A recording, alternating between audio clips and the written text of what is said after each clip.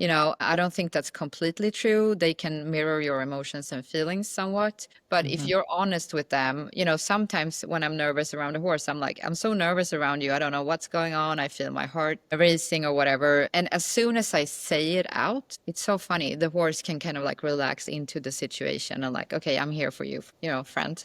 Don't worry. Yeah. Yeah. Yeah. The horse is like, damn, I was waiting for you to come out with that because I could have told you that 5 seconds ago. Yeah, and I'm trying to. Sometimes we just have to take that with us in our everyday life and be honest about how we're feeling. And maybe it's like a second of awkwardness when we're saying like, "Hey, I'm not feeling that great today." But then that's that, and it's out on the table, and you can, continue a conversation. Welcome to The Air is Free, the podcast that helps you stop gripping what you can't control and start embracing what you can. Join Frida Karsberg and me, Sue Willoughby, as we dive into real conversations about resilience, personal freedom, and finding your center in a chaotic world. Inspired by the Swedish expression "Luften är fri," which means the air is free, this show is about letting go, trusting the process, and remembering that some things in life were meant to be free and limitless. So take a deep breath, let go of what's weighing you down, and let's get into it. Hello, and welcome back to episode 3 of season 1 of Luften är fri, which means the air is free. So in keeping with our topic of freedom, control, and inner peace, today we're going to talk about the idea of surrender and the fact that surrender is not weakness. In other words, the power of surrender to what is rather than forcing what should be. And I think a lot of people see surrender as weakness because it brings up the feeling of vulnerability. So, Frida, how are you doing today? I'm good. Thank you for asking. I'm just listening to you explaining the words. It's always nice to hear what it really means. I'd love to hear what that means or what the words are in Swedish because, we are using that term, the air is free, luften är fri. So, what are your thoughts around surrender and, the ability to surrender to something or the inability to surrender to something? Yeah. I mean, I've been thinking about it a lot, and it's not an easy topic to talk about because just the word surrender. What does that mean? It has something to do with weakness, but both you and I don't like to say that anything is built out of weakness, right? So, I mean, it's a double-edged sword, in my opinion. I've been working on surrender to how my body is responding to certain situations in my life, and it's been a rocky road and not an easy task to fulfill. So tell me a little bit more about, so when I think of surrender and I think why it's difficult for us as humans to surrender to something is because it brings up fear and vulnerability. Yeah. And I think that, we have talked about vulnerability and all of that, so by surrendering to what is actually happening, right? Rather than forcing it into something else that it should be. And we talked about that in our last episode of how you can't force things. And so now we're going to take it a little step further and talk about, surrender and what that brings up for people. And I think a lot of that kind of goes back to, well, for me anyway, finding your center, right? As in, the eye of the storm, right? What is your anchor? What is your center in the storm? And because when things around you are spinning out of control, how do you find your center? How do you find your anchor in the midst of chaos? Yeah. And it's funny when you say the word anchor, I can share something I've been working out on lately. I actually went to, because, okay, so just a very short backstory here. Whenever I get nervous or insecure or anxious, I feel like a strong visceral feeling in my body. my heart rate goes up. I can hear my heart beating. All these not so fun things are happening. And I went to this healer and we talked about this, and she's like, well, you just have to find your anchor. And I'm like, okay, but what does that even mean? So she took it all very she made it very easy for me to understand. So I actually have an anchor now in my body. So whenever I start to feel those emotions bubbling up, I just find my anchor, and this is my anchor. So I hold my wrist like this, and then I take a deep breath in, and then I hold my breath, and then I just sigh it out. And I do that a couple of times. Hmm. And funny enough, it's actually working. I can calm myself. And then when I'm calm enough, I can kind of like surrender to the situation and figure out what's the next step to take. So, yeah.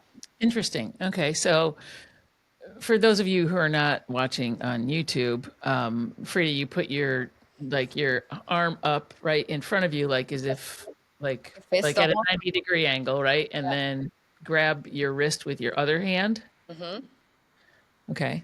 Yeah. And that, so let's say when your body is, in turmoil, right? So you've got external turmoil, which is causing internal turmoil, right?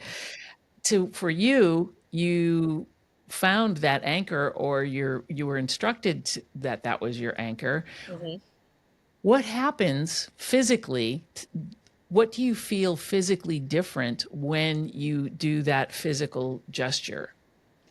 Okay, so what I feel physically is that I have something to hold on to. I just don't have to like tell myself like it's gonna be fine, it's gonna be fine, relax, I can Mhm. actually like feel my anchor, and I give myself, and also it gives me time to just, breathe out and, calm myself and my whole system down, which I think is the whole point, just to feel like I have something to hold on to, and it gives me a couple of extra seconds to just, find my center again.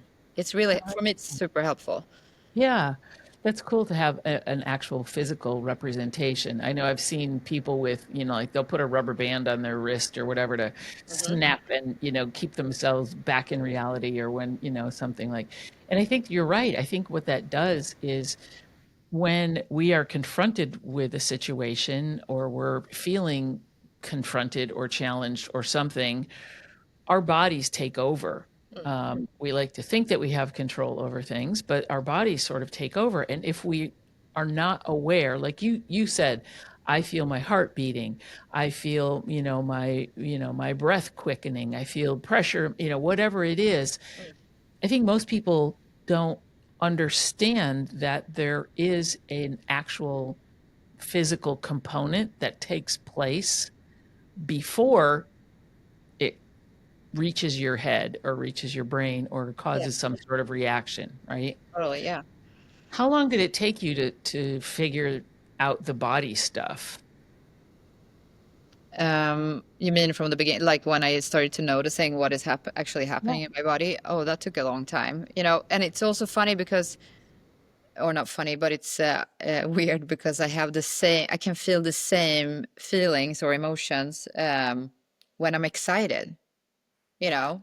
Hmm. So first I have to figure out, is this a bad feeling or a good feeling?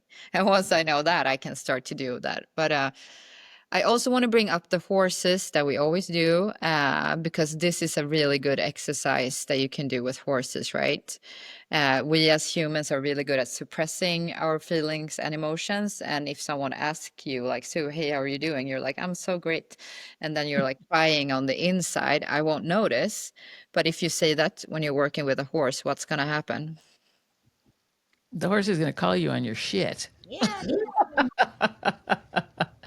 Because the horse doesn't, the horse, they can see right through whatever mask you're putting up, right? Hmm. And like I said, there's something physically happening inside you before it comes out in a reaction, whether it's anger or whether it's crying or whatever it is. So if you can start to figure that out, and the horse will be reading what's going on inside you, and then they are responding in kind to, for example, if you really have a very thick wall put up around you, and inside is a lot of turmoil and a lot of, anger or whatever, the horse is not going to feel safe. So the horse will keep their distance until you can, either not drop the wall necessarily completely, but be honest with yourself and be more congruent with your insides and your outsides. Yeah. Yeah, and I like when you say that, because I think also people have this story in their head also that if you're scared, a horse will sense that and then they will freak out.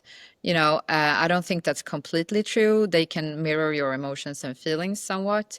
But if Mhm. you're honest with them, sometimes when I'm nervous around a horse, I'm like, I'm so nervous around you. I don't know what's going on. I feel my heart racing or whatever. And as soon as I say it out, it's so funny. The horse can kind of like relax into the situation and like, okay, I'm here for you, friend. Don't worry. Yeah. Yeah. Yeah, the horse is like, "Damn, I was waiting for you to come out with that Right? because I could have told you that 5 seconds ago." Yeah, and I'm trying to. Sometimes we just have to take that with us in our everyday life and be honest about how we're feeling. And maybe it's like a second of awkwardness when we're saying like, "Hey, I'm not feeling that great today." But then that's that, and it's out on the table, and you can, continue a conversation. Yeah, so, like, back to the horses, when you are able to admit that, whether it be actually saying it, because horses don't understand our language, Yeah. um, but I think you're right, by just getting it out there, you are surrendering to the fact that, things are not going great for me, or I feel really sad, or I feel really upset. I had a really stressful day and it is in my body and I need to let it out. And just by admitting that, whether it be verbally or to yourself, that then allows those feelings to flow either out or dissipate, which is, kind of a similar uh, ability. And then once they're out, then you can deal with them.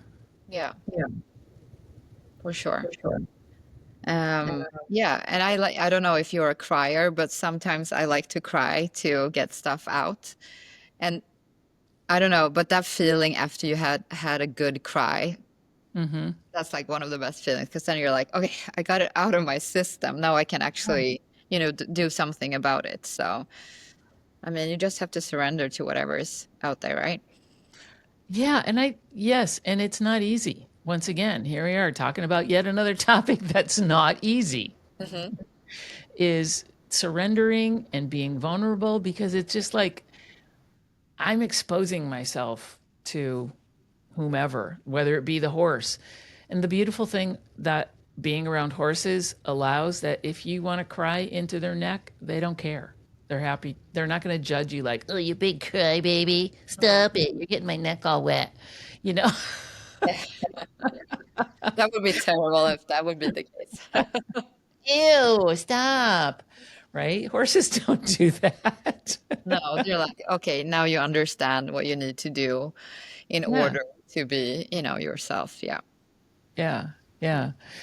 So, when we talk about horses, like the way they deal with situations like that is that they figure out, what is this chaos and what is this turmoil around me, right? That I can't, like yesterday at the barn, it was really, really, really windy. And, I was in the arena with my horse, and it was windy. There was whistling sounds because the wind was just blowing through the barn, and all that stuff. And I could tell that, I mean, that can freak a horse out, because wind is scary, because it's just like, what is it? You can't see it. You can't, it's like, well, it's coming from somewhere. What's going on? And I could see my horse just grounding himself and just being still, and, listening to the wind and trying to figure out what was going on. And he knew, he's like, I can't control this weirdness, but what I can do is I can be as grounded as possible and process what I'm feeling and make myself feel safe. So he was in essence, surrendering to the fact that he couldn't control the wind. But he could do whatever he could do to put himself in a place where he felt calm enough. And also then looking to me to see if I was running around like a chicken with my head cut off, which I wasn't, because wind doesn't affect me in the same way. Right now, if the roof blew off, that'd be a different scenario. Yeah. But it was interesting to see, like, he's looking at me like, we're good here, right? And I'm like, yeah, we're good. It's, you're in a safe space. Okay, fine. So Yeah. Yeah. Isn't it great how you can learn so much from just watching horses? yes, it is. It's amazing. Yeah. Gotta love it.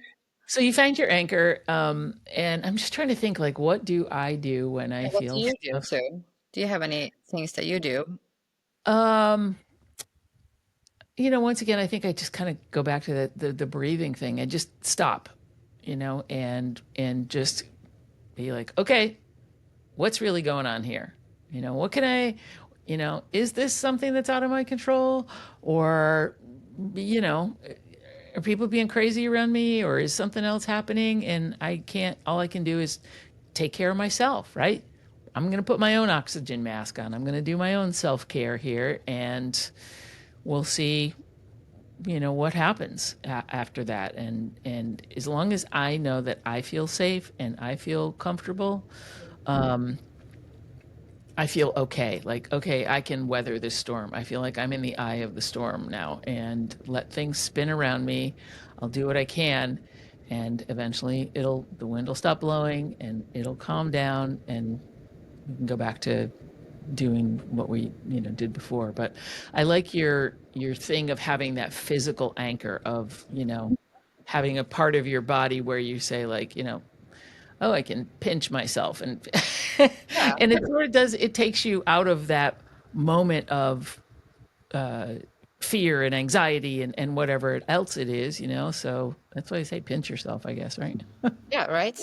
Okay, homework for you. You have to find your anchor so you can work on that, right? That would be fun. Yes, Yeah. yes. I Mm. will try and do that. I will try and do that. Yeah. What else can we talk about today in terms of surrender? No, but I think it could be interesting to talk a little bit about forcing things that is Mm, not supposed to, you know, be happening or that we shouldn't be doing, but we're forcing so many things because we believe that um, it should be a certain way, right? mhm. Hmm. What do you have to say about that, Sue? Is that something you do daily?